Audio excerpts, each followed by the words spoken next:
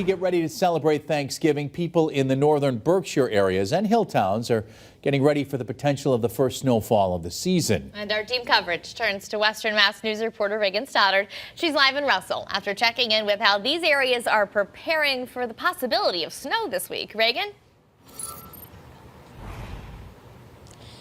Abby and Chris, some of these areas are only expected to get a little snow, but they are preparing for any weather conditions come this holiday.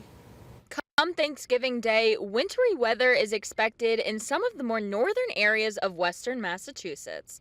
Western Mass News spoke with one Huntington resident who says as a bus driver, he is used to the snow.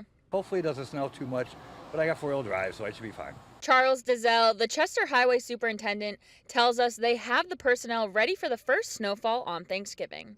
To avoid wasting materials, they will not pre-treat the roads. I would rather wait till it starts, put it on, and then get it to activate right away. Dizelle has some safety reminders for those outside during any snowfall this week. As I always say, try to wear some high visibility clothing. If you're snow blowing your driveway and stuff, just please watch for cars. Cars out of control, get hit. Children, always try to keep them away from the roads or their sleds. Longtime Chester resident Richie Small, owner of Richie's Auto Service, also has advice for those driving in the snow, especially in the hill towns. Studded snow tires is the only way to fly in this weather because of the black ice.